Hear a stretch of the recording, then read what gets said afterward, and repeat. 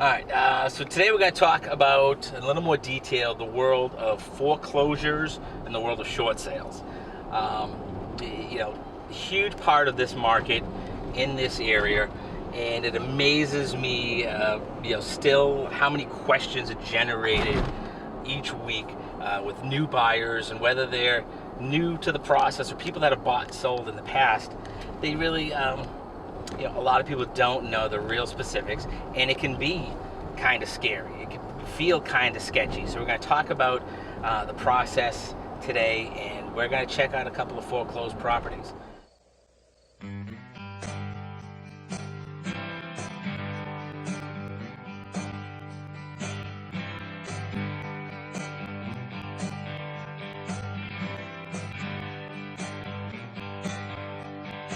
So banks are working on that foreclosure process, trying to get people to not end up being foreclosed. And a big tool we're all using is the short sale.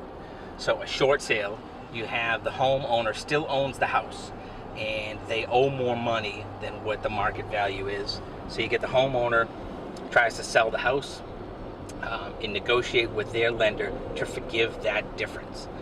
Really common. Right now, the average or the statistic is 1 out of 3 properties in the multiple listing is either a foreclosure or a short sale. So, if you're out there thinking, oh, I'm not even going to consider that type of property, you're doing yourself a disservice. Now, in our marketplace, Methuen, Haverhill, Lawrence, a big part of our business is that first-time home buyer, also that investment buyer looking at multifamilies. If you're looking at those two segments, short sales and bank owns can be as high as 50% of the inventory out there. So I cannot stress enough, consider those properties. But if you're a buyer, make sure you're working with someone that does that type of business, understands that type of business. So we're at another bank-owned listing. This is not on the market yet. This is in our pipeline. So, bank companies that do bank-owned, they tend to have a batch of properties that are waiting to be priced. A lot of times there may be people inside or their belongings inside that need to go through the eviction process to get them out. But here's one. We're in North Andover. We got a 4,700 square foot, 11-room home on an acre, Great Pond Road area of North Andover. So, again, people think bank-owned foreclosed properties. They're thinking multifamily tenements. They're thinking cockroaches and nightmares. Not always the case. Awesome part of town. A few years ago, Boston Magazine labeled this one of the nicest neighborhoods in all of Massachusetts, the Great Pond Road area. The town assessment right now, I believe, is $726,000. We're going to end up putting this on the market. It'll either hit the general market in the multiple listing, or the bank may choose to put it in an auction coming up. We don't know that yet. We'll keep you posted. My prediction on a house like this, someone's going to get an absolute home run deal in the vicinity of $500,000. 3-car garage, awesome great room over that garage. You got woods. It's quiet, it's long driveway. Would I anticipate the interior of this house could probably use a freshening up, some new paint, some touch-ups, some remodeling? Absolutely. But if someone gets in here for $500,000, puts $80,000 of decorating into this house, they're back living in a house that's a $700,000 house with, when the market comes back, you're approaching $1 million on an investment like this.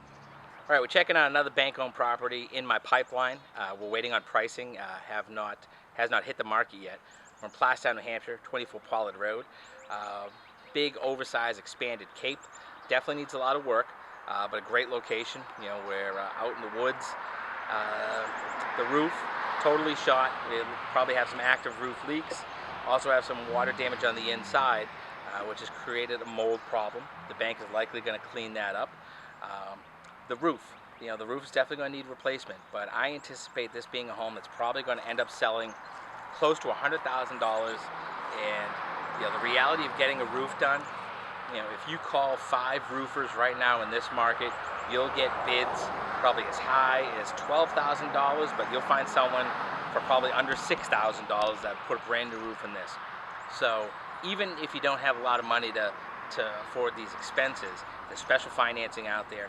There's rehab loans. An experienced agent, an experienced lender can walk you through all those.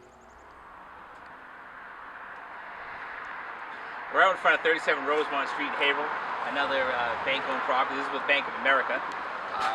Great example of the type of value you can get. We're in a nice location, an older colonial home.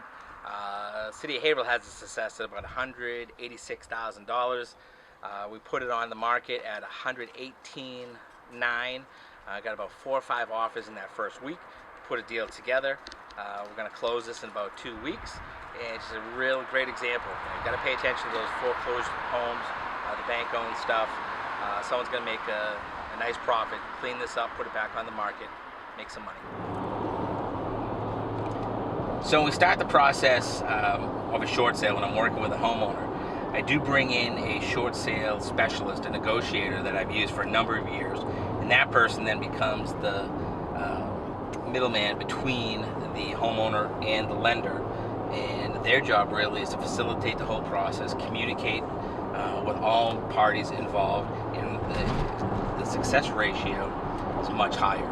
Using the negotiator, we successfully end up closing 4 out of 5 of these short sales. The average is about 90 days.